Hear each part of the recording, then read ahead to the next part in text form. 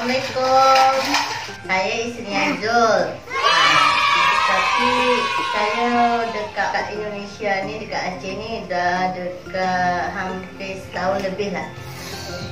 Bahasa Aceh tu boleh lah sikit-sikit. Tak banyak lah yang bisa saya buat, yang bisa saya cakap. Kadang-kadang kalau nak cakap tu takut salah. Terus takut juga macam nak jawab tu susah sangat. Kadang-kadang orang kita yang cakap dia ketawa, macam dia gelak dia tak faham apa yang kita cakap, atau dia lucu tu macam tu lah. Selalu kan nak pergi pasar macam tu, saya selalu orang gelak dekat saya. Pasal saya cakap bahasa Aceh tu sama makcik-makcik tu tak berapa jelas. Lepas tu saya cakap pun macam budak-budak baru belajar. Macam tu.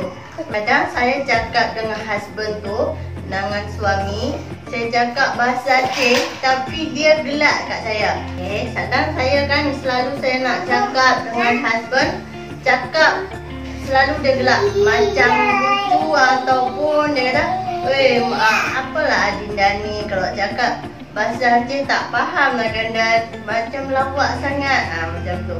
Terus saya kata, namanya aja kita baru belajar kan, macam tu. Itulah kerana selalu cakap dengan saya pun bahasa Indonesia dan bahasa Malaysia, bukan bahasa Aceh. Itulah selalu cakap bahasa Aceh pun gegok ya. Macam tu lah, tahu gegok tu apa tak faham, tapi gegok dia bilang macam tu. Selalu cakap tu bilang, apa dia cakap, dia bilang macam kita nak suruh dia makan kan, cakap bahasa Aceh. Lepas tu dia cakap dia gelak. Dia gelak kat kita.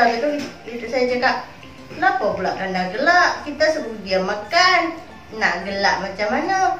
Kita tak cakap bahasa Aceh, tak pandai, masih sikit-sikit. Nanti mungkin insyaAllah kalau dah lama-lama bolehlah cakap bahasa Aceh.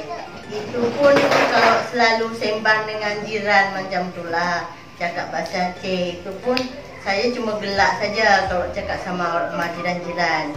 Pasal jiran-jiran pun cakap bahasa Aceh kan, campur-campur lah, campur-campur bahasa Indonesia macam tu. Jadi kita selalu ada untuk suami ataupun anak-anak. Macam tu juga dari percakapan kita dengan anak-anak pun macam tu. Anak pun tak pandai dekat Aceh.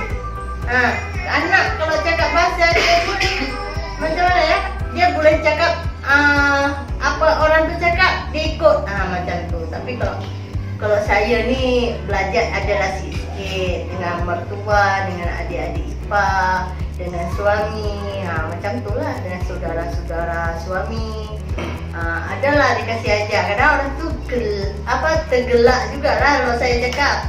Dah sebenarnya cakap tak apa, orang boleh belajar kan. Sekarang ni cukup kita sembang, kita mau cakap.